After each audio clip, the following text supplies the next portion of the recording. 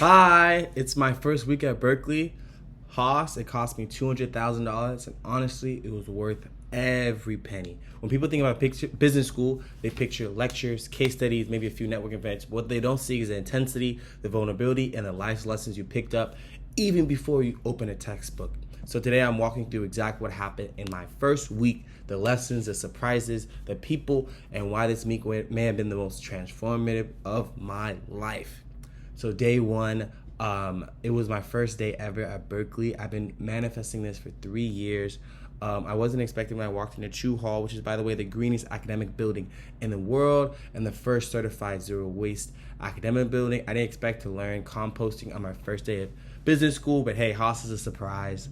We were told right away that Haas isn't a place, it's a promise. And their classmates, they're literally your personal board of directors. That's when it hit me that the people that here aren't just peers, the potential lifelong advisors, business partners, and even friends for life. So we had a guest speaker, a woman in VC who managed a $75 million fund, and she said something that stuck with me. She said, in life, only 1 to 2 decisions truly matter, and make them count. She broke down what separates great founders from the rest. So first, they built a loyal following. Second, they leverage humor to bring people together. Third, they have range, the ability to zoom out and see from a 10,000 foot vision and to zoom in on a 1 centimeter detail. She also gave us insider tips like going to VYC founder meetups in San Francisco and making sure that we don't limit our network to just campus. And our class is so diverse. We have over 280 people, 46% international, highest in Haas history, 44% women. And every connection and conversation is from someone that's so different from you. And that diversity makes the discussion super rich and everything. I coordinated like a hoops hangout. That was really, really fun. Everybody I met is just so different. Everyone is so intelligent and so bright. And we all just come together in this place, and it's such a magical environment. So day two, it was kind of like a communication. We were told to put our phones away. It was just a lot of communication about our life story. No distraction, and honestly, it was very, very hard as someone who's chronically online. The first exercise was 60-second life story. It was you and your partner, no notes, no slides, just you and your voice and the truth. We learned that, and in addition, we learned that when people come together in a group, they subconsciously think of 3 things: identity, inclusion, and power. And understanding that can completely change how you lead. We also talked about a quote from Abraham Lincoln: "I don't like that man, I must get to know him better." And that mindset can turn friction into connection. And then we played a game of If You Really Knew Me. So how it worked was like, if you really knew me, like, I love wearing white glasses and dancing. Or like, if you really knew me, I lived in 3 continents, And it was really like just small connections of like getting to know each other. And we did this in rapid fire partner swaps. And we even did this like really weird, bizarre counting and clapping game. And it was super duper effective in getting how to communicate with other and team up. And so we learned about a communication toolkit. And the toolkit boiled down to 3 things: finding common ground, becoming an active listener, and sharing your personal why. And above all, like, we just want to connect and to build these connections. And then we learned that our first semester at Haas is kind of like a rocket. It's super duper fast, super duper quick, super super difficult, but after that, it starts cruising.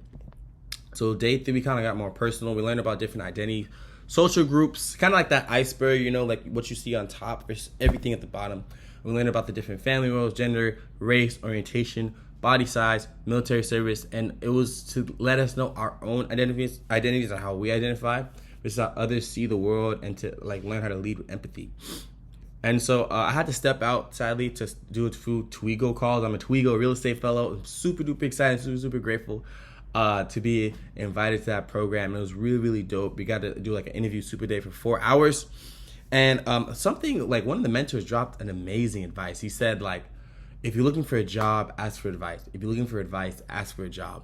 And that's going in my career playbook forever. So I'm really just asking people for advice. And one of the people I asked was, I was talking to a BNY Mellon real estate manager. And he said, when he's giving his advice, he said, you have to watch out for the but behind your name, right? Like, oh my God, Ifani is great, but he lacks technical skills, And that but is your area of growth, and to remove it as early as possible in your career. So I want to improve my technical skill set, my AI skill set, etc., right?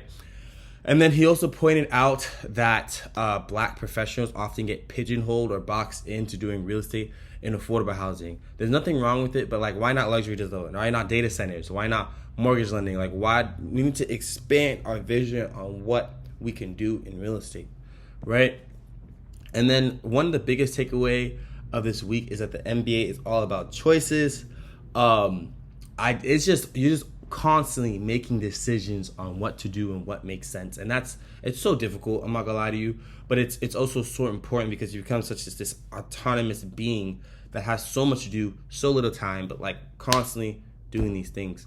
For example, I had to choose between going to Run Club or going to a VC networking event, and I chose to go to the VC event, and then to make it to the Run Club. And every choice shapes your experience so much. But so week one, I'm exhausted. I've been doing like 8 to 9 daily, and it's been so difficult. But I'm so grateful to God for the opportunity. I've been praying, fasting, wanting this for so long. Despite the haters on Reddit, despite the haters on TikTok, despite the haters on YouTube, and despite I'm so grateful to be a black man in this space, in this place, has my race in your face to talk about these things. So I'm going to continue to share the wins, the lessons, everything I learned. So, and I hope you guys follow this, like this, etc. I'm beyond grateful for Haas. I'm so happy I chose Haas. And if you have any other questions, feel free to leave them in the comments. Yeah. All right. Bye.